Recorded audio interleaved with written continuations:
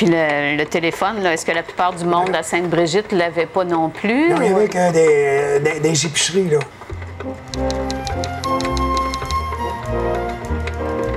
Les grosses épiceries, il y avait le téléphone, là. Il fallait lever à coucher comme ça, là, tu sais, puis, Oui. tout le monde écoutait, tu sais, tu comptais de quoi, puis tout le monde écoutait, puis... C'était dans ce temps-là. On avait le téléphone au début sur mon grand-père, puis après ça, on l'a eu chez nous. C'était une boîte, là, quand ça sonnait, 2 coups, c'était chez nous. Si ça sonnait 3 coups, c'était chez Norman Gorey, puis il y en avait d'autres là dans le temps. Et ça venait que c'était tout mêlé, puis tout le monde rebondait. Fait que tout le monde écoutait ce que les autres disaient. Au début, on n'avait pas le téléphone, mais je pense qu'on a eu le téléphone parce que c'était des lignes rurales. Et il y avait peut-être 5-6 personnes sur la même ligne. Et puis, notre voisin l'avait, lui. Les anciens téléphones, c'était des téléphones à manivelle. Ah oui? Puis on sonnait, je sais pas, moi j'avais un de mes amis qui restait un peu plus loin, là, M. Leclerc. Bien lui, c'était 2822. Il fallait sonner 2 grands puis 2 petits, manuellement. À peu près dans les années 53-55, on a eu le téléphone. Là c'était plus des lignes rurales, c'était des lignes individuelles. Là. Ils ont installé des téléphones comme on avait en ville. Là. On n'avait pas de resté. Donc, c'était la lampe à l'huile puis la lampe à gaz, la gasoline. C'était toujours moi qui avais le job d'allumer la lampe à gaz. On voyageait ça le soir, on l'a veillé, on montait à pied, là. Ça devait être noir dans les rues. On était couché. On n'a jamais vu d'ours dans notre vie. Tout le monde voyait des jours, mais nous autres, on n'en voyait pas. Ah ouais. À cause que t'as pas peureux, tu sais. I can remember when the electricity came first to Valcartier here. And I can remember the first time the winter roads, the Snogo was kept open. They used to keep it from Loretteville to Mr. Clark's at the bridge down here. Where we lived, it was up on a hill. We could see Valcartier, the village here, and I thought that was a great thing. We could look down and see the lights on the road. Yeah, and I think it was Mr. Paquette, he had the job of every evening turning on the lights on the road. I think it gave him $5 a month. He'd turn on the lights and then turn them off in the morning. Tout le monde ne l'avait pas parce qu'au début, si on était loin du chemin, des fois il fallait payer un surplus pour avoir d'autres poteaux, hein? Le coût des poteaux, puis la ligne. Hein? Fait que tout le monde ne l'a pas eu dans le même temps.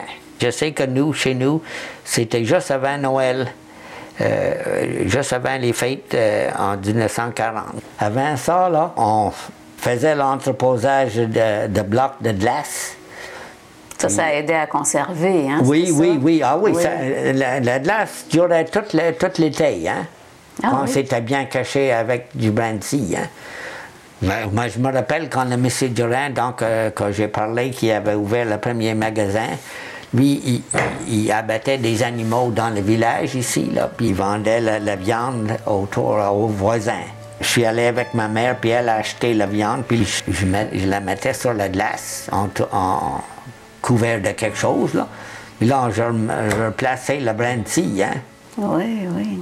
Ouais, c'était quelque chose, hein? Fait que l'électricité, oui, ça les été, enfants, mes enfants, ils n'ont pas vu ces choses-là, hein. Aujourd'hui, quand tout est beau, là, quand tu ouvres le frigidaire puis tout est là, c'est pas tout à fait la même chose, hein. Savez-vous comment mon grand-père transportait le mal de Québec? Ah oui? Oui, autour de 1900, là, il allait chercher avec son cheval. Hein. Il montait à Hauteville, puis il transportait le courrier jusqu'au bureau de poste. Là, on est obligé d'aller au coin, là, quasiment aussi loin pour chercher notre mal. Hein. On pense qu'avec toutes les nouvelles choses, c'est des améliorations, mais dans le fond, là, c'est pas toutes des améliorations. Hein. Mon grand-père avait un vieux Chevrolet 30. Et puis, lui, il allait chercher la malle à la station, qui était à le chemin de fer, l'autre bord de l'école. Et puis, il montait ça à Lakeview House, ce qui était l'épicerie, la petite épicerie. Puis on recevait notre mal de là, nous autres. Fait que lui, nous autres, on avait notre mal par lui tout le temps, parce que lui, il ramenait la malle qui était pour nous autres. Mais il n'y avait pas personne qui passait pour délivrer la malle. Je dirais que il a commencé à peu près vers 50 ans, quelque chose comme ça, peut-être 48 là. En bas, près du manoir, les boîtes aux lettres étaient là. Ça fait qu'on avait un casier, là, puis il fallait aller chercher le courrier là. Puis l'hiver, c'était pas drôle de descendre là, parce que moi, j'avais pas de voiture. Ça fait que mon plus jeune, puis moi, on entrait dans le bois, on descendait les pentes de ski en ski de fond, puis on allait chercher le courrier, puis là, ben, on remontait à pied. On remontait la côte à pied. C'était une belle expédition. Ben, ça faisait... C'était une sortie, hein? Est-ce qu'il y avait des policiers ou des pompiers à Stoneham quand vous étiez jeune? Non, quand j'étais jeune, non. Mais on avait des pompiers volontaires. Moi, faisais partie de ça. Là. Ils sonnaient une sirène quand il y avait un feu. Là. Puis on suivait le camion. Hein. Puis il y avait une tank de 500 gallons. Le tank de 500 gallons, c'était une bonne chose. Hein.